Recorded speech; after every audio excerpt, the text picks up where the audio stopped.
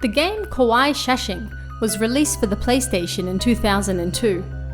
The game sees you playing as a spirit medium who must exorcise the spirits residing in various ghost photos. It's a fairly standard formula for a Japanese horror game, but that wasn't what had people talking about it most. No, according to the rumours, the game itself was haunted. For numerous years, stories have been going around that the photos used in Kowai Shashin were real, actual ghost photos. And not only that, but numerous developers who worked on the game found themselves subjected to all sorts of mysterious phenomena, and in some cases, even got sick or died.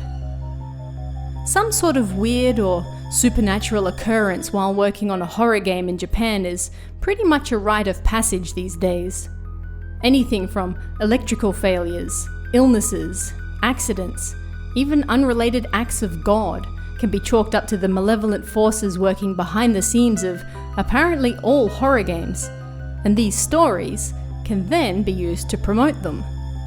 In that sense, Kowai Shashin was no different. But what's different here is how long-lasting these rumours have been, and the fact that, for the longest time, people struggled to fully debunk them. So, let's head in and take a look at what was really going on. Kowai Shashin is an extremely rare game these days, and, if you can even find it, often goes for hundreds of dollars. When you add some ghostly urban legends on top of that, that's a lot of people interested in tracking down an old and hard-to-find game. The perfect location for a ghost story or two to blossom. Let's take a look at some of the Amazon reviews. The game itself is okay, but the stories of what took place behind the scenes are terrifying. Some people even died. The story behind the development of this game is terrifying. If you look that up and then play the game, it will scare you to death. Interesting. The stories behind this game are so common that they even pop up in numerous Amazon reviews. Another review, which is almost a novel in length, goes into more details of the rumours surrounding the game.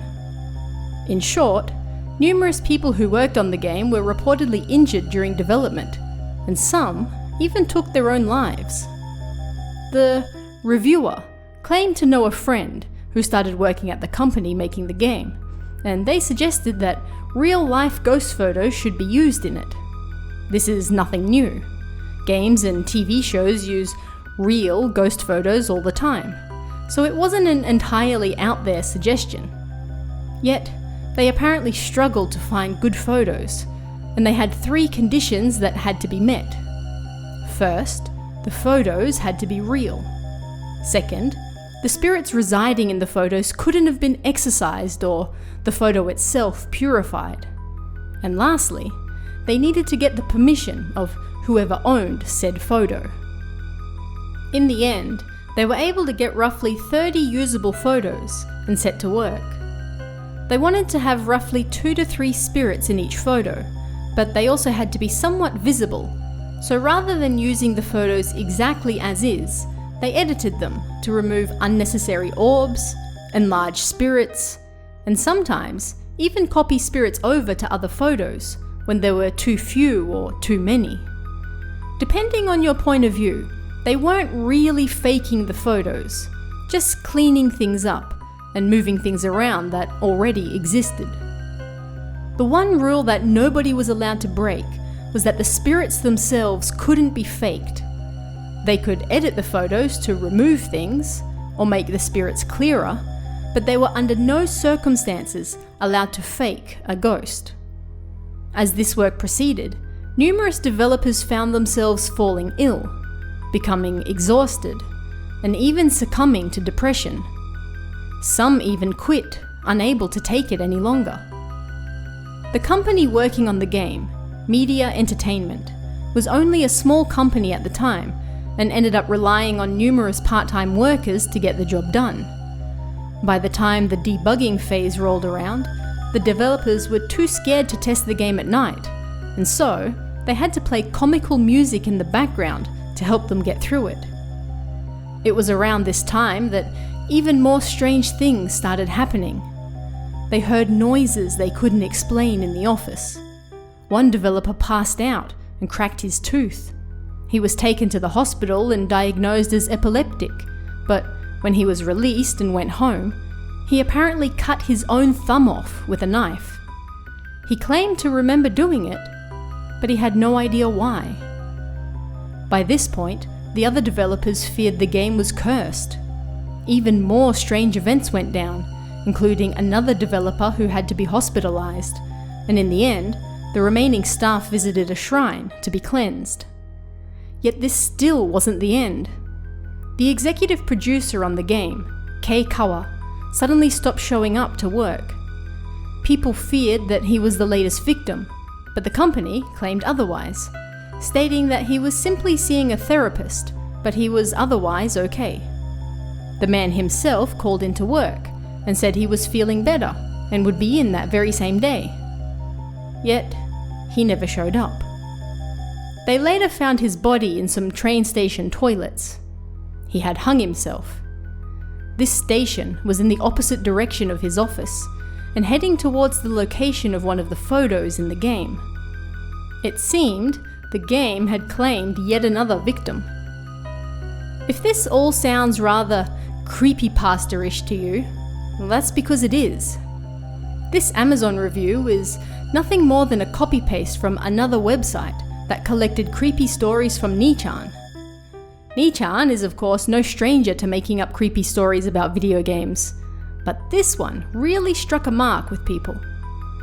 But how much truth, if any, was there to the story? First of all, it should be pointed out that when Kowai Shashin released in 2002, there were no stories about strange happenings behind the scenes.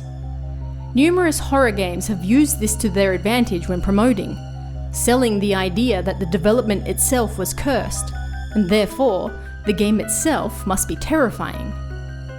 Yet none of this was done with Kowai Shashin, nor did the game ever claim that the ghost photos used in it were real. They were only ever referred to as ghost photos. Nothing more, nothing less. If real photos had been used, you could bet that they would have been announcing that from the rooftops for all to hear.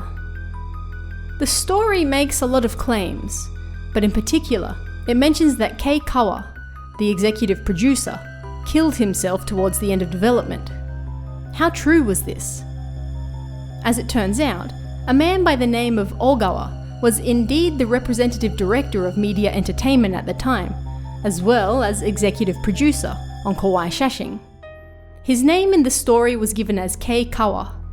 Another pronunciation for the initial kanji in his name is Ko, which is likely where the K came from. But he's not only listed as the executive producer for Kowai Shashin, which came out in July 2002, but also for Korokoro Postonin, another game released in October the same year. This is somewhat of a problem, because if the story is to be believed, Ogawa would have already been dead by this point. How was he able to work on another game then? Simple. He didn't die. The story wasn't true. But that also wasn't the end of it. Media Entertainment went bankrupt only a year later, and in 2008, Ogawa passed away for real. He may not have died in a train station heading towards the location found in one of the cursed photos from his game, but he did pass away several years later regardless. Although it's uncertain when the urban legends about Kowai Shashin first started to spread, much of the evidence suggests that it was around 2007. Nichan threads from November of that year featured the same story that was posted in the Amazon review, referring to Kowai's mysterious death. Other posts mentioned Ogawa apparently disappearing from the public eye in 2003. So hey, maybe he really did die in 2002 and that was why. Yet at this point in time, Ogawa was still alive, although he really would pass away just a few months later. A strange coincidence or something else? No cause of death has ever been given, but either way, He didn't pass away in a train station toilet back in 2002, and he even went on to produce other games. This urban legend is just that, but it certainly adds an interesting layer to what was an otherwise pretty ordinary game.